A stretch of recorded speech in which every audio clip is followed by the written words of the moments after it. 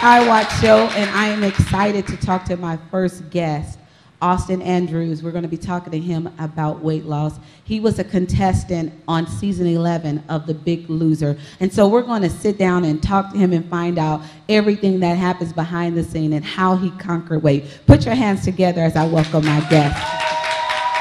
Thank you for being here. Thank you. Thank you. So tell me, I'm excited to have you. Thank you for coming. Let's jump right into it. Sure. I was reading a little bit about your bio, and it talked about as a kid you struggle with weight loss. And so this is something that from childhood on up you kind of struggle with. Talk with us a little bit of how does a kid deal with, you know, being overweight, going to school and things like that?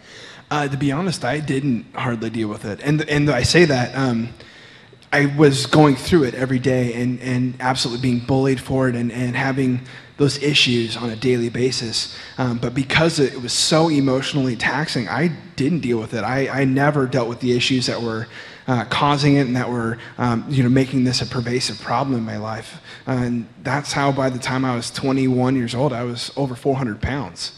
I never was constructively looking at the problem and seeing what the issue was and then dealing with it. And to be honest, you know, as a 12-year-old, you're not necessarily going to look at everything analytically and say, well, this is a problem and this is a solution. And so it's a hard line to walk that out, but we have to push ourselves. And I think as parents, you know, I think it's really important for parents to be able to sit down and say, so here's what we're going to do and support students through that, demonstrate the lifestyle first.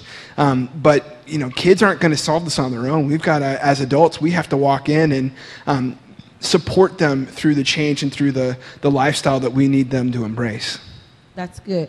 Tell me this, let's start as a childhood and let's walk up. Sure. As a parent, how do I deal with that? How do I encourage it? You know, most people, we're taught to just be negative about things that we don't see as a positivity. Yeah. How do we encourage our kids through something like that? Well, I would first say the first thing a parent needs to do is they have to be living the lifestyle. If your kid, I mean, by the time a kid's 10 years old, they understand hypocrite. They might not know the word, but they understand what it means to be a hypocrite. They see what you do and they see what you say, and if they don't go together, you have no trust with that person. I hear pastors all the time talk about trust as a piggy bank.